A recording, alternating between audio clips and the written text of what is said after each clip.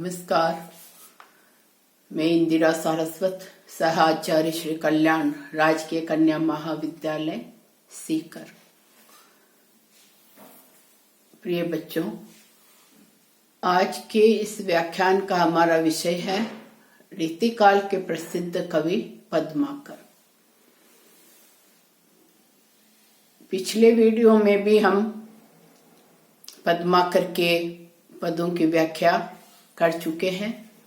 उसी क्रम में आगे बढ़ते हुए आज का पद इस प्रकार है।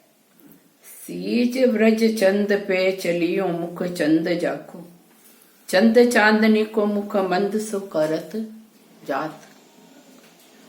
कहे पद्माकर त्यों सहज सुगंध ही के, पुंज वन कुंजन में कंज से भरत जात।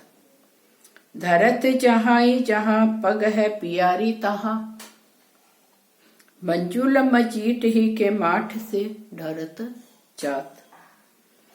बारन ते हीरा श्वेत सारी की किनारन ते, हारन ते मुक्ता हजारन झरत जात। कठिन शब्द देखिए। व्रज चंद्र, व्रज के चंद्रमा किसे कहा गया? श्री कृष्ण को। मुख चंद्र, मुख रूपी चंद्रमा। कंज से तात्पर्य है कमल। मंजुल सुंदर। मजीठ पैर में लगाए जाने वाला महावर। माठ कहा है गड़े को। मुक्ता मोती।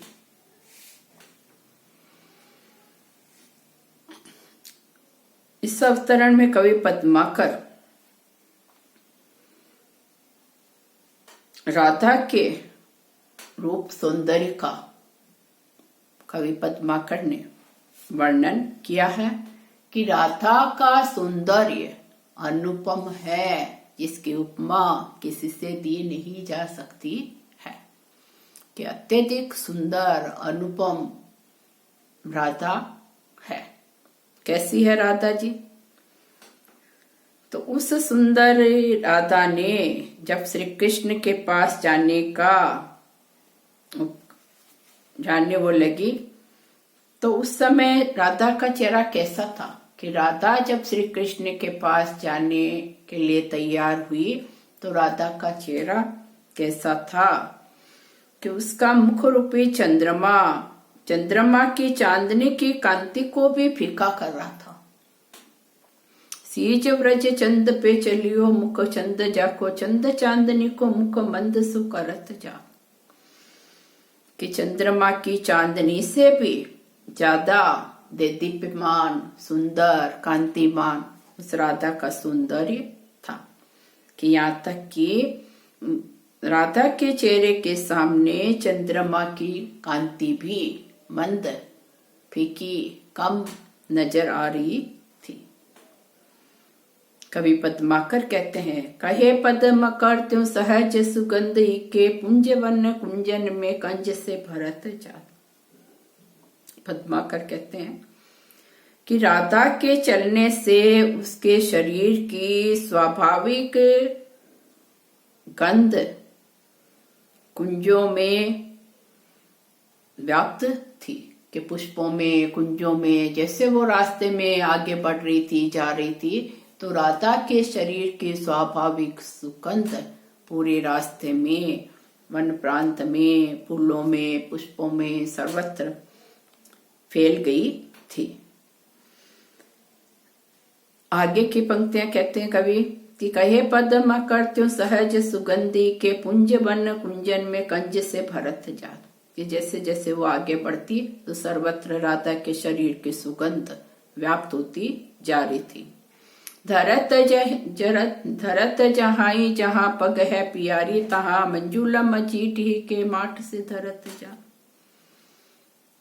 कि उसके पैर जो है, चरण कितने सुंदर कोमल है। जैसे जैसे वो आगे बढ़ती है, कदम रखती है, तो कि जहां जहां राधा कदम रखती है, वहां सुंदर मजीठ के घड़े मानो लुढ़का दिए गए हो, गिरा दिए गए हो। मजीठ लाल रंग जो महावर पैर में लगाया जाता है, तो जहां जहां वो कदम रखती है तो ऐसे लगता है कि लाल रंग के घड़े, जिन घड़ों में लाल रंग भरा हुआ हो, वो उंडेल दिए गए हो।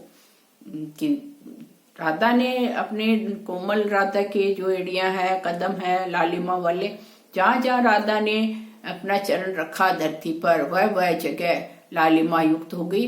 तो ऐसा लगता था कि मानो लाल रंग के मंजीठ के से रंग से भरे हुए, मतलब उसमें रंग भरा हुआ हो घड़े में, वो घड़े उंडेल दिए गए हों, खाली कर दिए गए हों।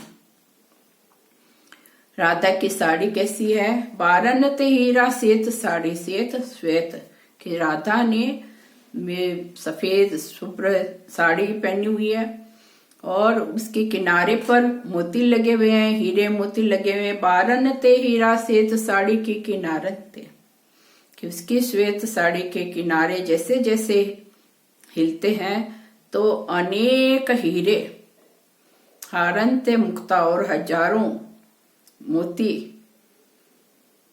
हृदय पर स्थित हार से हजारों मोती गिरते हुए जा रहे थे। हारन ते मुक्ता हजारन झरत जा, उसकी श्वेत साड़ी के किनारे से तो हीरे गिरते हुए जा रहे थे, और उसके गले में स्थित जो हार था, हारन थे, गले में पहने हुए हार से मुक्ता हजारन झरत जात, के मोती, मुक्ता मोती, वो झरते हुए जा रहे थे, गिरते चले जा रहे थे। तो राधा की आप देखिए कि उसके पैरों लालिमा युक्त है, तो जहाँ वो पैर वो रखती है तो वह जगह ही लालिमा युक्त हो जाती है। कभी की कल्पना देखिए कि रंग से भरा हुआ, मंजीठ से लाल रंग से भरा हुआ घड़ा जो है पानी का, जिसमें लाल रंग घोला गया हो, मिलाया गया हो, वह पानी का घड़ा मीठा कर दिया गया हो, उंडेल दिया गया हो। ऐसी उसके पैरों की लालिमा से वह जगह भी लालिमा से युक्त हो जाती है। इतनी सुंदर कवि की कल्पना है। इसी प्रकार राधा की साड़ी की जो चमक है, जिसमें लगे हुए हीरे हैं, वो गिर रहे हैं। तो तात्पर्य यह है कि उसकी जो अतिशय सुंदरता है, कवि राधा का बड़ा चढ़ाकर अतिशयोक्तिपूर्ण सौंदर्य का वर्णन कर रहा है। अलंकारों में हमें यहाँ कई अलंकारों का कवि ने प्रयोग किया है। यमक भी है, उपमा अलंकार भी है। उपमा जाए किसी के समान बताया जाए, इसी प्रकार से रूपक अलंकार है, उत्प्रेक्षा अलंकार का भी कवि ने प्रयोग किया है, और अतिशयोक्ति अलंकार का प्रयोग भी इन पंक्तियों में कवि ने किया है। तो संपूर्ण इस पद में राधा के सौंदर्य को कवि ने अनुपम बताया है कि राधा का मुख तो चंद्रमा की चांदनी को भी कम करने वाला है। यहाँ तक कि उसकी एड़ियों की लालिमा की सुंदरता का कवि ने वर्णन किया। तो संपूर्ण पद में राधा के सौंदर्य को श्रेष्ठ बताया गया है। धन्यवाद।